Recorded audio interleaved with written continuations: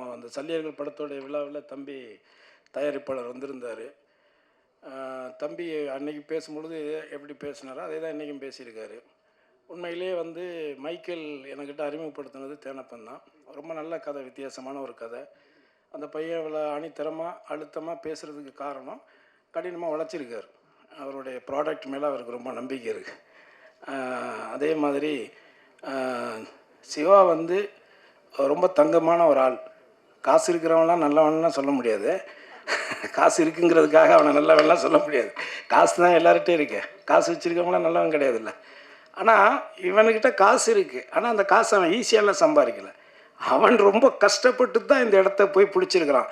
கவிஞர் தம்பி சினேகன் சொன்னது மாதிரி அவன் வந்து அந்த ஊரில் போய் நியூசிலாந்தில் போயிட்டு பார்லிமெண்ட் மெம்பர் ஆஃப் பார்லிமெண்ட் எலெக்ஷனில் தேர்ந்தெடுக்கிறான் ஒரு இந்தியனை. அதுவும் நம்ம ஆந்திராவுக்கு பக்கத்தில் இங்கே இருக்கிற நம்ம தமிழ்நாட்டுக்கு பக்கத்தில் இருக்கிறவனை தேர்ந்தெடுக்கிறாங்கிறதே அது நமக்கு ஒரு பெரிய வெற்றி தானே.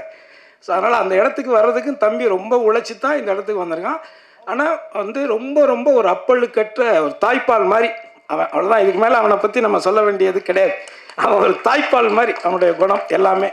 அதனால் அப்படி ஒரு நல்லவன், ஒரு நல்ல படத்தை, ஒரு நல்ல உழைப்பாளியை, ஒரு ரொம்ப திறமையான பையன். அவன் எல்லாமே அவனே ஒத்துக்கிட்டான்.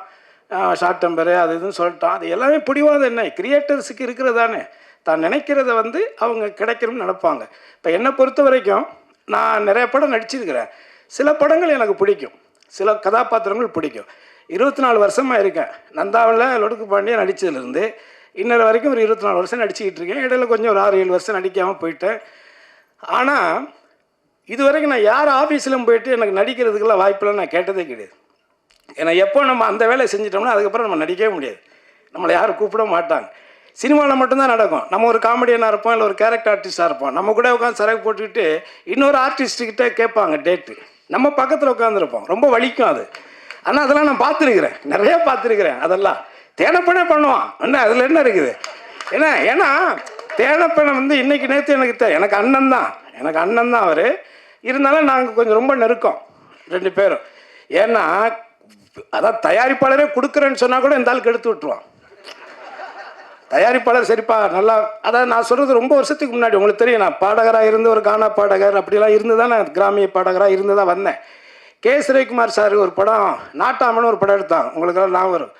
அதில் நாட்டாமல் பாதம் பட்டா நல்ல வெள்ளாமல் விளையும்படின்னு ஒரு பாட்டு இருக்குல்ல, அந்த பாட்டு நான் தான் பாடினேன். சிற்பி சார் மியூசிக்கில் நான் தான் பாடினேன். அதுக்கு வந்து எனக்கு பாட வச்சுட்டு திருப்பி அவங்க கொஞ்சம் ஏதோ ஒரு இது கமர்ஷியல் ஏதோ ஒன்று சொல்லிவிட்டு அனுப்பிச்சிட்டாங்க. ஆனால் அந்த காசு பேட்டா கொடுக்குறதுக்கு 100 ரூபாய் 150 ரூபாய் என்னமோ 200 ரூபா கொடுக்குறாரு. இவர் தான் அதுக்கு மேனேஜர். நான் சொன்னேன், நான் அந்த பாட்டு பாடலைல்ல, நானும் வந்து உன்ட்ட வாய்ப்பு கேட்டேன். நீங்கள் தானே என்னை கூப்பிட்டீங்க, என் வாய்ஸ் நல்லா இருக்குன்னு. அப்போ 500 ரூபா குடியான்னு சொல்லி தான் சண்டை போட்டு வாங்கிட்டு போனேன் 500 ரூபா இவர்கிட்ட. ஸோ அதனால் இந்த சினிமா உலகம்ங்கிறது இப்படித்தான். இங்கே வந்து அவ்வளோ ஈஸியாக யாருடைய திறமை யாரும் இது பண்ணிக்கிறது இல்லை. என்னை பொறுத்தவரை என்னென்னா, ஒன்று வாய்ப்புகள் வரலைன்னா வாய்ப்புகளை உருவாக்கிக்கணும். நான் உருவாக்க தெரிஞ்சவன். ஏன்னா நான் என்ன அப்படித்தான் உருவாக்கிட்டேன்.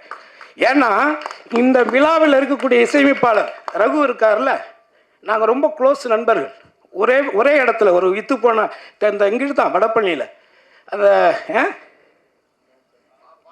பாளையக்காரத்தூர் அந்த ஏரியா, அதான் உனக்கும் தெரியுமே. இங்கே நிறைய பேர் என் கூட ட்ராவல் ஆனவங்க நிறைய பேர் இருக்காங்க. வேறு முகத்தில் வேறு அடையாளத்தில் உட்காந்துருப்பாங்க. சில பேர் ஏதோ ஒரு கோவத்தில் கூட இருப்பாங்க. சாப்பிட்ட இடத்துல கொஞ்சம் கம்மியாக போட்டிருப்போம். ஏதோ ஒன்று நடந்திருக்கும், ஏதாவது ஒன்று நடந்திருக்கும். எதுவுமே இல்லாமல்லாம் இங்கே இல்லை. பெரிய ட்ராவலிங் இருக்குது. 21 வருஷத்தில் ஒரு பத்திரிக்கையில் நல்லா என்ன எழுதலைங்கிறதுக்கெல்லாம் நான் சண்டையெல்லாம் போட்டிருக்கிறேன். வீட்டுக்கெல்லாம் போயிருக்கிறேன். ஏன் அவ்வளோ உழைச்சிருக்கேன் அந்த படத்தில். சும்மா இவரும் மற்றும் பலரும் இருக்கிறாருன்னு என் பேர் எழுதுறியா? ஸோ அந்த மாதிரி. அதனால் இதை எதுக்காக சொல்ல வரேன்னா, மைக்கேல் வந்து இந்த கதை வந்து இப்படி தான் வரணும் அப்படிங்கிறத ரொம்ப ஆழமாக நம்பி அதுக்கான கேமராமேன் அந்த தம்பி கூட இருக்கிற எல்லாருமே ரொம்ப கடினமாக உழைச்சிருக்காங்க. குறிப்பாக விமலை வந்து இந்த படத்தில் கொஞ்சம் வித்தியாசமாக நீங்கள் பார்ப்பீங்க எல்லாருமே, தமிழக ஆடியன்ஸ் எல்லாருமே. அது வந்து இயக்குனருடைய ஒரு பார்வை தான். அதுக்கு வந்து அவர் அடாப்ட் பண்ணிக்கிட்டார். அவர் வந்து அவர் சொல்கிற மாதிரி விமல் கூட இதான் முதல் படம். இன்னொன்று எனக்கு ஒரு சின்ன அது சினிமாவில் அதை அது எப்படி வேணாலும் எடுத்துக்குவாங்க, பரவாயில்ல, நமக்கு தோன்றதை சொல்லிடுவோம். எனக்கு சினிமாவில் இது வரைக்கும் நான் நடித்ததில் மூணு எந்த ஹீரோ கூட நடித்தாலும் அந்த படம் ஒரு ஏதோ ஒரு கவனிக்கக்கூடிய படமாக வரும். இது வரைக்கும் நடந்திருக்கு. எந்த படத்தை வேணாலும் எடுத்துக்காங்க. நான் கடைசியாக நடித்த ஜிவி பிரகாஷ் கூட நடித்த படத்துலேருந்து அதர்வா கூட நடித்த படம், யாரு கூட நான் மூணு நடிக்கிறேனோ அது வில்லனில் அஜித் சார் கூட நடித்தா இருக்கட்டும், விஜய்க்கு கூட திருமலையில் நடித்ததாக இருக்கட்டும், இப்படி எந்த நடிகர்கள் கூட நான் மூணு போய் ஒர்க் பண்ணேன்னா அது எனக்கும் அந்த ப்ராஜெக்ட்டுக்கும் ஒரு ஹெல்த்தியாக தான் அமைஞ்சிருக்கு இது வரைக்கும். இந்த படத்தில் நான் எதுக்கு இதை சொல்ல வந்தேன்னா, நான் எந்த அலுவலகத்துக்கும் போயெல்லாம் எனக்கு வாய்ப்பு கொடுங்கன்னு நான் கேட்டதே கிடையாது. ஆனால் ஒரு கதை கேட்டுட்டு அந்த கேரக்டர் நான் நடிப்பேன்னு நான் அதுக்குள்ளே நிறையா யோசித்து ஆசைப்பட்டுட்டு அந்த கதையை என் பையன்கிட்டையும் சொல்லி என் ஒய்ஃப்கிட்டையும் சொல்லி சூப்பரான ஒரு கேரக்டர் கிரேஸ் அது கிடச்சிதுன்னா, ஒரு நடிகனா நம்ம செத்ததுக்கு அப்புறம் 4 படம் காட்டுவாங்கல்ல, அதில் ஒரு படமாக இது இருக்கும் கிரேஸ் அப்படின்னு நான் என் ஒய்ஃபுக்கிட்டே என் பையன்கிட்டே நான் சொன்னேன். ஆனால் திடீர்னு பார்த்தா அதில் நான் இல்லை, திடீர்னு இல்லைன்ட்டாங்க. ஒரு 1.5 வருஷம் ட்ராவல் பண்ணிட்டேன் நான். அந்த இதில் அந்த கொரோனாவில் அடிபட்டவன் தானே நானும்.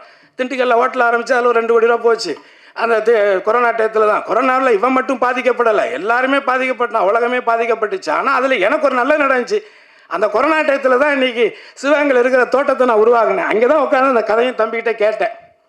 ஸோ அப்போது அந்த கதை திடீர்னு பார்த்தீங்கன்னா வேறு ஒரு கம்பெனி, வேறு ஒரு நடிகர் அப்படின்னு போயிடுச்சு. அப்போ என் பையன்கிட்ட மறுபடியும் சொன்னேன், என்னடா ஆசைப்பட்டோம் கிடைக்கல. பட் ஆனால் ஒரு கதையில் ஒரு கதாபாத்திரம் நம்ம தான் நடிக்கணும்னு விதி இருந்தால் அதை எவனாலையும் மாற்ற முடியாது. அது மட்டும் ஆணித்தரமான ஒரு உண்மை. அதே விஷயந்தான் இங்கே இப்போ நான் சொல்கிறது விஷயம் வந்து வேறு யார் இருந்தாலும் கூட கான்ஃபிடென்ட், நம்பிக்கை மட்டும்தான் வாழ்க்கை. ஏன்னா அது நம்ம மேலே நம்ம நம்பிக்கை வைக்கலைன்னா அப்புறம் என்ன இருக்குது. அதனால் என் பொண்டாட்டிகிட்ட சொல்லுவேன், இன்னும் வீடு கட்டலை, நேற்று வந்து நடிகர்லாம் வீடு கட்டியிருக்காங்க, நீ இன்னும் வீடும் கட்டலை ஒன்றும் கட்டலைன்னு சொல்லிகிட்டு இருக்கிறா. ஆனால் அவள்கிட்ட நான் சொன்னேன், சாஸ்திரி பவன் கவர்னர் இருக்கார்ல, சாஸ்திரி பவன் கருணாசி மேலே பட்டா மாறணும்னு விதி இருந்தால் அது நடக்கும் கிரேஸு. அதனால் நீ ஒன்று பெருசாக ரொம்பலாம் எதுக்கு கவலைப்படாத, அது நடக்கும்னா நடக்கும் அப்படின்னு. அதனால் முதல்ல இந்த விழாவுக்கு வந்திருக்கக்கூடிய தம்பி சினேகன், தம்பி ரோபோ சங்கரை பார்த்தோன்னா கை கொடுத்தேன். அண்ணா பழைய மாதிரி ஆயிட்டேனா அப்படின்னு சொன்னான். உண்மையிலே எனக்கு வந்து எனக்கு ரொம்ப பழக்கம் நெருக்கம், என்ன மாதிரி ஒரு மேடை கலைஞனாக இருந்து வாழ்க்கையில் ஜெயித்தவன். அதனால் அவன் இடையில உடம்பு சரியில்லாமல் போனதெல்லாம் ரொம்ப கஷ்டமாக இருந்தது. ஆனால் அவனுடைய வில் பவர் வந்து மீண்டும் அதிலேருந்து இன்னும் ஓப்பனாக சொல்லப்போனால் மரணத்தை வென்ற ஒரு மனிதனாக தான் இவனை நான் இப்போ பார்க்குறேன். உண்மையிலே அது இப்போ ரொம்ப சந்தோஷம். அதே மாதிரி அண்ணன் செந்திலாதனன் எனக்கு ரொம்ப வருஷம் பழக்கம். ஸோ இங்கே இருக்கக்கூடிய தம்பி விமல் கூட நான் ஒர்க் பண்ணியிருக்கேன். நடிகை கூட எனக்கு சீன் இல்லை, பட் நான் இப்போ தான் அவங்கள பார்க்குறேன். வாழ்த்துக்கள் தேவை பண்ண சொல்லிட்டு பங்காளி. அடுத்த தம்பி இயக்குனர் பிரபாகரன். அதே மாதிரி உங்கள் படம் நான் இன்னும் பார்க்கல, ஏன்னா நிறையா சொன்னாங்க, கடவுள் சித்தியம் நான் பார்க்கல, நான் பார்த்துட்டு உங்களை மீட் பண்ணுறேன். ஸோ எனிவே ரொம்ப நேரம் ஆயிடுச்சு. நான் உங்ககிட்ட இந்த இடத்துல நான் கேட்டுக்கிறது, தேனப்போ ஆரம்பித்தது தான். ஏன்னா அப்போ நானும் ஈசி மெம்பராக இருந்தேன் ப்ரொடியூசர் கவுன்சிலில். அந்த பிரச்சனை நடக்கும் பொழுது அது சொன்னது தேனப்பன்னு சொன்னது உண்மை, அதில் மாற்று கருத்து கிடையாது. அந்த நேரத்தில் நான் ஏன் அதை சொல்கிறேன் அப்படின்னா, நான் இடைப்பட்ட கொஞ்ச நாள் நான் இங்கே இல்லை, நான் வெளிநாடு போயிருந்தேன். ஆனால் வந்து நான் இன்னைக்கு நடிகர் கருணாசை தெரியும், லொடுகு பாண்டியை தெரியும், கானா பாடகரை தெரியும், கிராமிய பாடகரை தெரியும், ரகுநந்தன் தங்கியிருந்த அதே இடத்துல நானும் தங்கியிருந்தேன். கிட்டத்தட்ட நான் அப்போவே வந்து ஒரு 250 கேசட்டுக்கு மேலே போட்டிருக்கிறேன். ஒரு கேசட்டுக்கு 10 பாட்டுனா கூட 250 பாட்டு கம்போஸ் பண்ணியிருக்கிறேன். அதையும் தாண்டி மியூசிக்கும் பண்ண ஒரு 4-5 படம். ஆனால் என் சக நண்பராக ஒரு துறையை தேர்ந்தெடுத்து நல்ல படங்களாக சொன்னது மாதிரி சினேகன் சார் சொன்ன மாதிரி அந்த மெலடி பாடல்கள் ராஜா சாருக்கு பிறகு அது ரொம்ப ஈர்ப்பாக, அது நம்மள மாதிரி கிராமத்து மக்களை வந்து இளைஞர்களை ஒரு தட்டி எழுப்பக்கூடிய ஒரு நுட்பமான ஒரு இசையமைப்பாளராக இன்றைக்கி என்னுடைய நண்பன் இருக்கக்கூடிய அதே மேடையில் அவர் இசையமைச்சிருக்கக்கூடிய அந்த படத்தில் நானும் ஒரு நல்ல கதாபாத்திரம் பண்ணியிருக்கோங்கிறது ஆல்மோஸ்ட் ஒரு 30 இயர்ஸ் 30 வருஷமாக ஒரே சும்மா ஒரு தெரியல ஹார்மோனியத்தை வச்சுட்டு அவரும் வாசித்து நானும் கொட்டியை வச்சு வாசித்த காலங்களும் இருக்குது. ஏன்னா இன்றைக்கி பார்க்குற தலைமுறைகளுக்கு என்கிட்ட என்னென்ன இருக்குன்னே தெரியாது. நான் 92 புரட்சி தலைவி அம்மா கிட்ட வந்து 1992 மாநில கல்லூரியில் படிக்கும்போது இந்த பெஸ்ட் மிமிக்ரி ஆர்டிஸ்ட் இன் தமிழ்நாட்டிலேயே சிறந்த பலகுரல் நிகழ்ச்சி செய்யக்கூடியவனா நான் தேர்ந்தெடுத்து அந்த அம்மாட்ட 5 சவரன் நகை கொடுத்தாங்க. அதுக்கப்புறம் துண்டாக வெட்டி வித்துட்டோம், அது வேற. பட் ஆனால் வாங்கியிருக்கிறோம் அதுக்கல்ல. அதே மாதிரி சென்னாரெட்டி, பீஷ்ம நாராயண் சிங், அலெக்சாண்டர், இந்த கவர்னர்கள்லாம் அவங்களுக்கு ஞாபகம் இருக்கும். அவங்கக்கிட்டலாம் நான் அவார்டு வாங்கியிருக்கிறேன். ஏன்னா பல திறமைகளை இங்கே இந்த இடத்துக்கு சும்மாலாம் இங்கே வந்து உட்காரல, ஓசியிலலாம் நம்ம இந்த இடத்துக்கு வரல. அடுத்து ஒரு ஏஜுக்கு மேலேயும் உழைச்சிக்கிட்டே இருக்க முடியாதுல்ல. அதனால் நாம் உண்மையாக இருந்தால், எந்த ஒரு வேலையிலையுமே நம்ம உண்மையாக இருந்தால் அந்த உண்மைக்கான ஊழியம் நிச்சயமாக கிடைக்கும். அதை யாராலும் தடுக்க முடியாது. ஆக இந்த படத்துக்காக உண்மையாக உழைச்சிருக்கக்கூடிய என்னுடைய தம்பி சிவா, அதே மாதிரி சுந்தர், அவன் ஆஸ்திரேலியாவில் இருக்கான், அவன் இங்கே இருந்தானா அவனும் ஒரு அற்புதமான ஒரு பையன். நாங்கள் எல்லாருமே ஃப்ரெண்ட்ஸ். இப்போ இந்த கோவில் இருக்கான், அவன் என் தம்பி தான், மூத்தவன் தாமு இன்னைக்கு திருநெல்வேலி போயிருக்கான். ஸோ நாங்கள் எல்லாரும் தான் இந்த படம்.